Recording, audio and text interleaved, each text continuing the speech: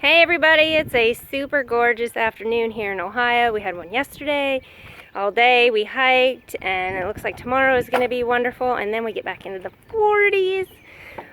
We're not quite ready for that, but we're going to just roll with it. So we are soaking up the sun right now, and Steve is just rocking it in the project world.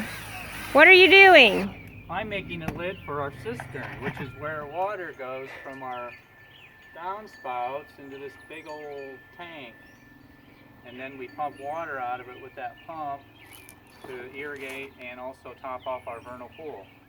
Oh, well, that seems pretty cool, and we're pretty excited because your hand functions. Everybody, you don't get to see it much because it's under some bandages, but this boy survived a little battle with a table saw and a flying piece of wood, and he got 17 stitches out of it. So I take it off. you don't have to. Basically, it looks like a giant bite mark. But he's okay, and we're okay. And so we know he's feeling better because he's back to project land. So I'm going to take you over and show you the other project we're working on, but this is the pump he was talking about. So we've already put some in the vernal pool this year because we got kind of dry.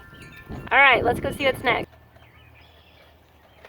Stopping on the way because we're passing some beautiful bloodroot and flower, Sanguinaria canadensis, native spring wildflower. If you're in range, definitely worth adding to your shady leaf litter beds. Okay, onward we go. Oh look, here's the spice bush. And the other one, oh my gosh, see, now you can see it in the sun. Super brilliant, and the smell today is incredible, and I noticed a whole bunch of insects on there using it. I wanted to show you, but I can't get it to focus, so just trust me. Okay, here we go. Now we are over here in the garden, the reworked garden and the semi-reworked plant nursery. Last year I did a video on resiliency of spirit, I believe, on how we're maintaining sanity and having a little less control of things here. And so our garden is smaller. We have a couple hugelkultur beds in here, and then we're going to grow some other kinds of crops in here, like American plum, maybe elderberry, definitely some Jerusalem artichoke, things that are a little tougher and that can deal with some of the competition. We also built this compost while we were taking the fence down for the garden. So the fence just wasn't really necessary, and it took a ton of labor to maintain it. It made sense when we first moved here because there was just piles of wood everywhere, but it was starting to rot, and we started to replace it, and then we said, what are we doing? Why do we need this? So we're getting better at composting because we need the compost to make some more of our air prune beds. So this is our compost pile. It's enormous and flat from a long time ago, and so we're going to harvest some of this black gold out of here and put it in our air prune beds. Now, part of our getting smarter as time goes by is doing two projects at the same time that are related. So we took the fence down that was right back here where I'm showing you, and we moved it, and I'm going to show you where we put it.